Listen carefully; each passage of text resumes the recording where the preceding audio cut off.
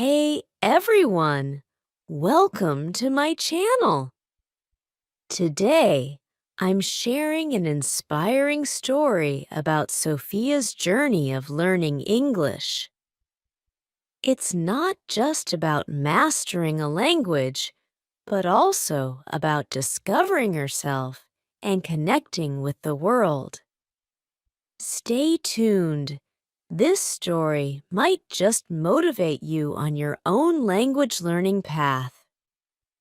My name is Sophia. I grew up in a small town called Springfield. My family was simple. My parents worked hard, and they always wanted the best for me. As a little girl, I dreamed of traveling the world, but one thing stopped me. I didn't speak fluent English. I remember my first day at school. I was shy. I didn't know how to say hello to new friends. I wanted to speak, but the words wouldn't come out. I felt scared, like a bird stuck in a cage.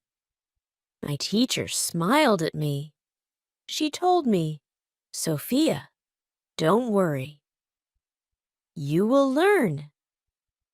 Every night, I practiced English. My mom would help me. She would say, "One step at a time," and her words felt like a warm hug. Slowly, I learned new words. Each new word I learned from my Apple Book friend felt like a small victory. In high school, I was still nervous about speaking English. I would hide behind my books. But there was one moment that changed everything. It was during a school play. They asked me to speak one line on stage. My heart raced. I was scared, but I said so. The crowd clapped. I felt so happy. I cried. That day, I realized speaking English was not so scary. As I grew older, I wanted to learn more. My dream was to go to London. London felt so far away. I didn't know if I was ready. But one summer, I saved up money and booked a ticket. The day I left for London, my mom hugged me tightly. She whispered, "You're ready, Sophia." When I arrived in London, the city was big and beautiful. The buildings were tall. The streets were busy, but I felt lost. Everyone spoke so fast. I couldn't understand. My heart sank.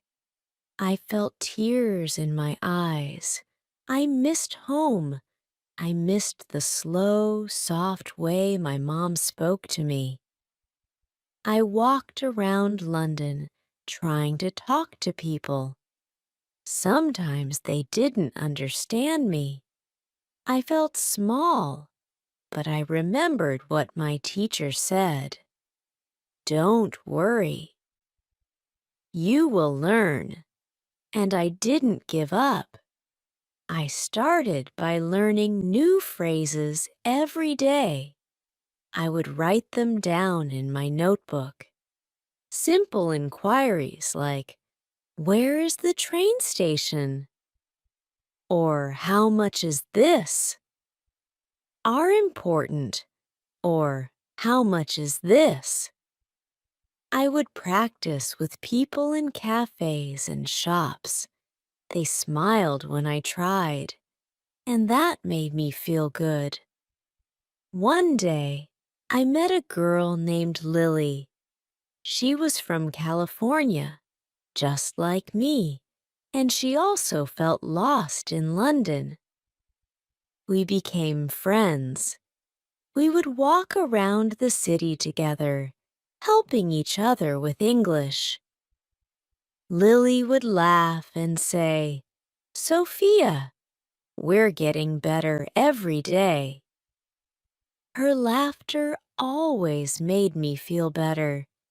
We visited museums and parks, practicing English everywhere. We would sit by the river, talking about our families and dreams. Do you think we'll ever be fluent? One day, Lily asked. I smiled and said, yes, we just have to keep trying. Some days were harder than others. There were moments when I felt like giving up. I would call my mom, and she would remind me of how far I'd come. She would say, remember the school play? You were scared, but you did it. You'll do this too. One rainy afternoon in London, I found myself in a bookstore. I picked up a book called The Power of Words. It had a quote that stuck with me.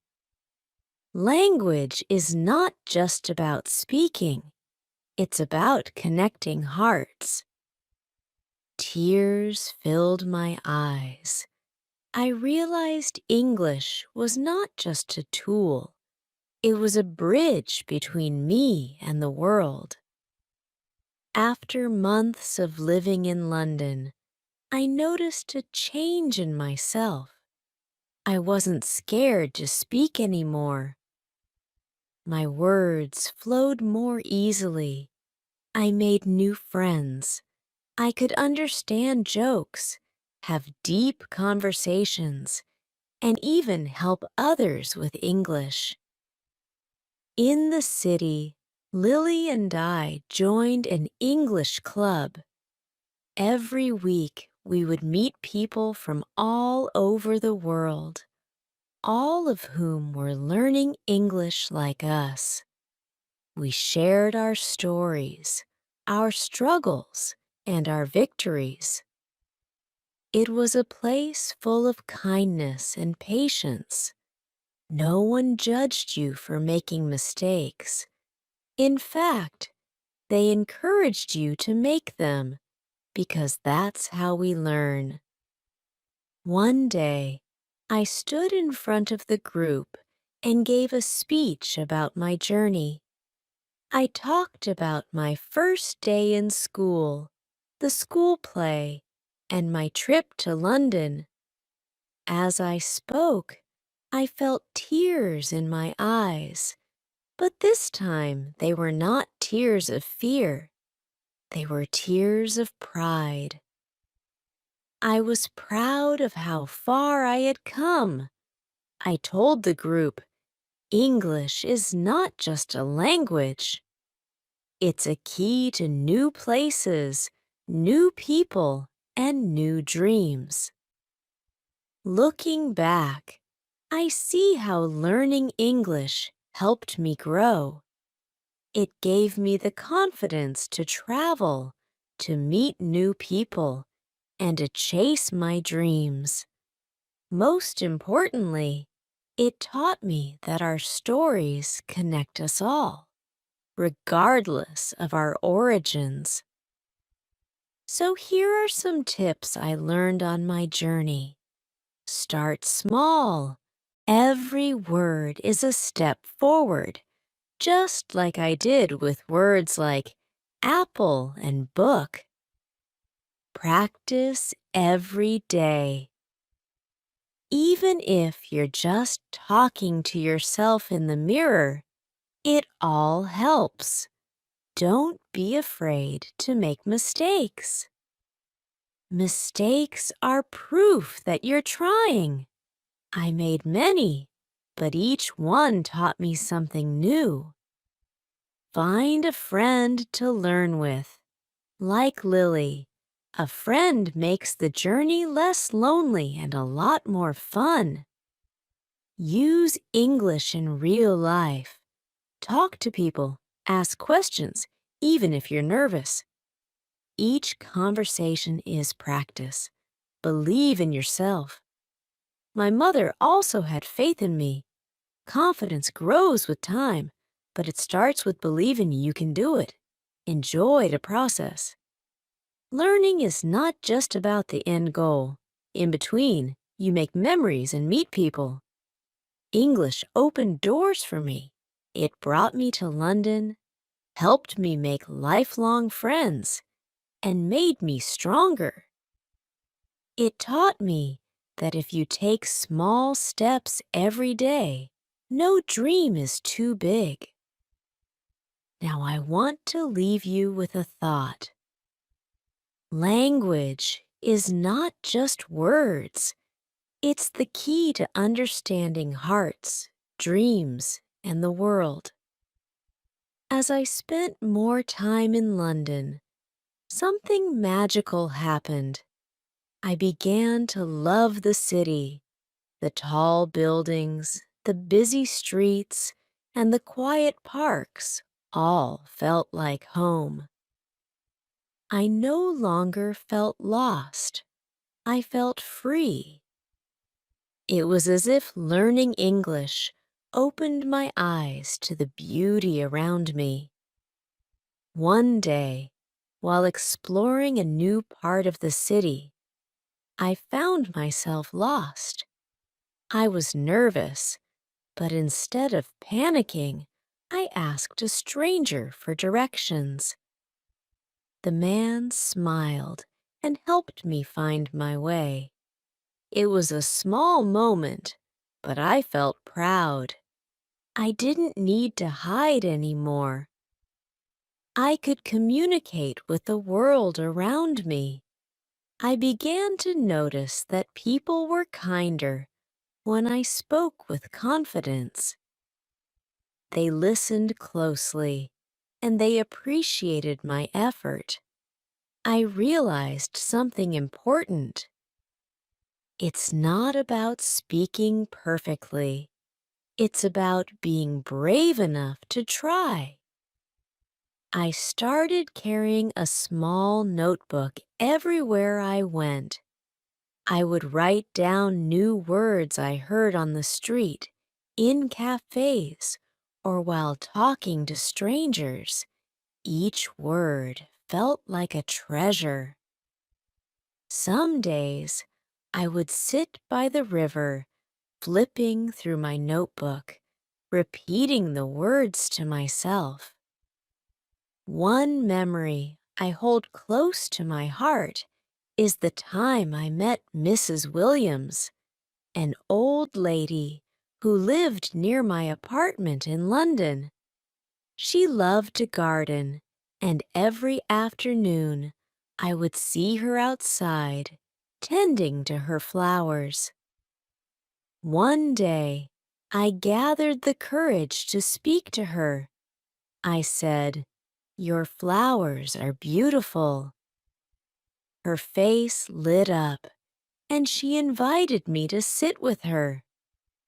We talked for hours. She told me stories of her youth, of love and loss, of hope and dreams. Her voice was gentle, and her words were filled with wisdom. Sophia said, "Life is like a garden. It takes time, patience, and care, but if you give it love, it will blossom." Tears welled up in my eyes. Mrs. Williams' words stayed with me, reminding me that learning English, like life, was a process that required patience and love. One day, I faced a big challenge. I had to give a presentation in front of my class at the English club. My heart raced as I stood before my classmates. My hands were shaking, and I could feel the weight of everyone's eyes on me. But then I remembered Mrs. Williams' words. Life takes patience. I took a deep breath and began to speak. My voice was shaky at first, but as I continued, it became stronger. When I finished, the room was quiet for a moment. Then they clapped. I couldn't help but smile, feeling the warmth of their support. After the presentation, I sat in a park, thinking about how far I had come.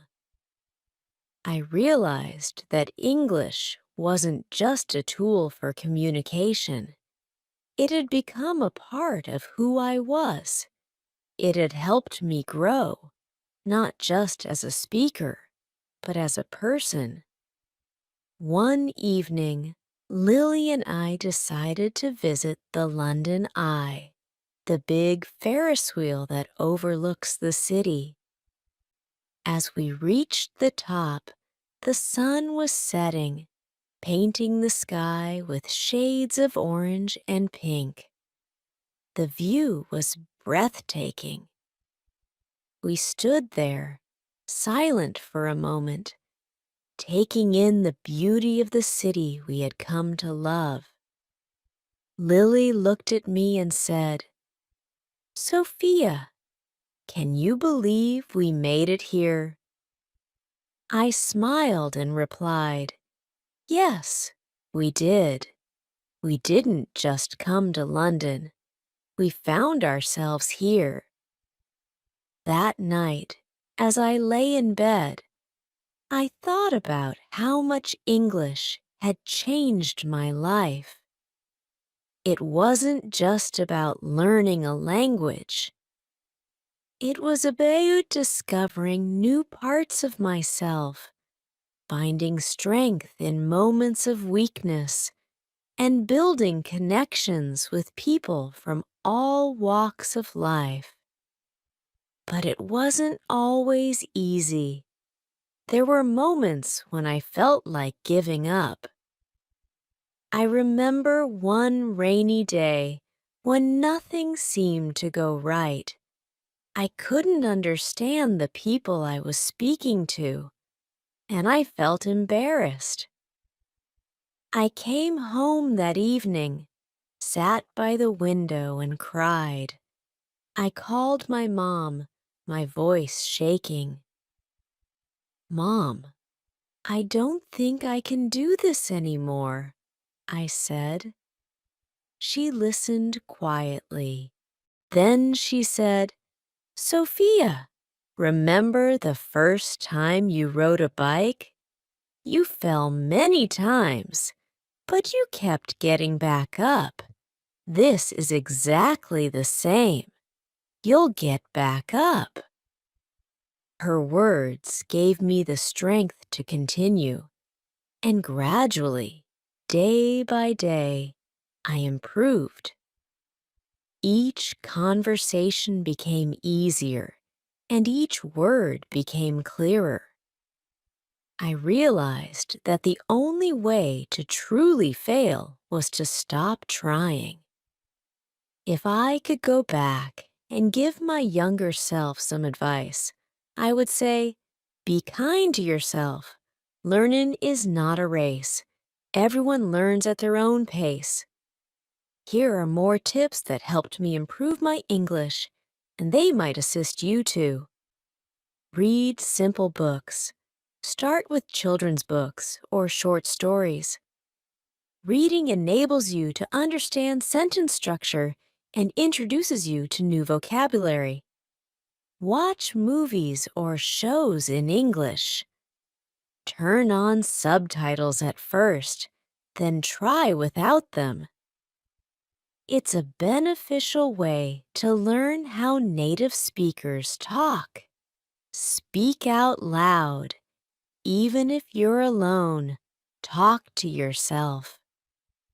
This helps your brain get used to forming English sentences. Record yourself speaking. Listen to it later and see how you can improve. Don't be shy about how you sound. You're learning. Join a language exchange group. This is where people from different countries practice speaking with each other.